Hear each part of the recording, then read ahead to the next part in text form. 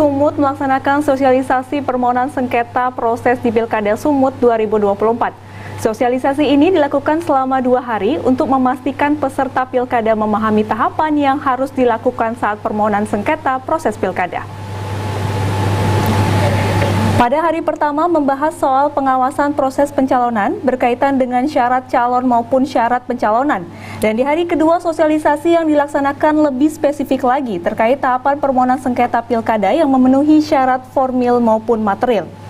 Koordinator Divisi Penyelesaian Sengketa Bawaslu Sumut, Joko Arif Budiono, menyatakan melalui kegiatan ini peserta pilkada nantinya akan dapat memenuhi syarat formil maupun material saat mengajukan permohonan sengketa proses pilkada sehingga permohonan tersebut dapat ditindaklanjuti oleh Bawaslu.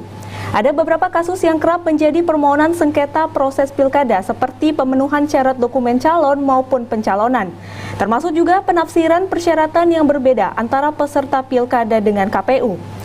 Bagaimana proses pemenuhan syarat-syarat dokumen yang harus dipenuhi oleh calon, begitu juga dengan syarat pencalonan sebagaimana dokumen dukungan yang diberikan partai politik maupun calon perseorangan.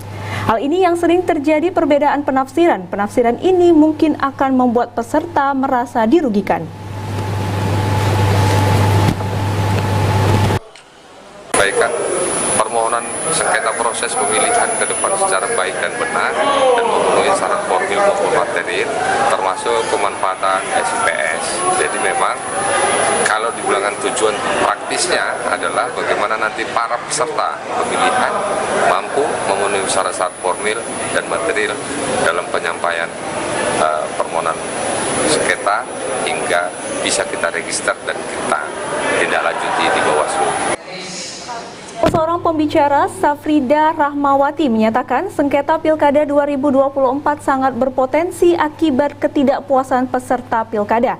Bukan hanya pada pengumuman hasil, namun juga pada pelaksanaan Pilkada 2024, karena waktunya kurang sebagaimana diatur dalam undang-undang. KPU mulai pelaksanaan tahapan Pilkada pada Mei 2024 dan pelaksanaannya akan dilakukan pada 27 November 2024.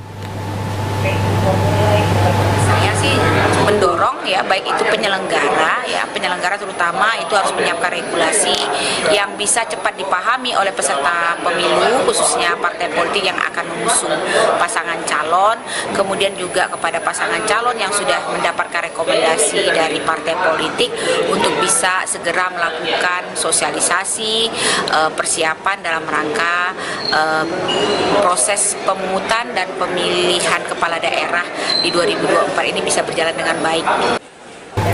Melalui kegiatan ini, Bawaslu Sumut berharap Pilkada 2024 di Sumatera Utara tidak memunculkan banyak sengketa.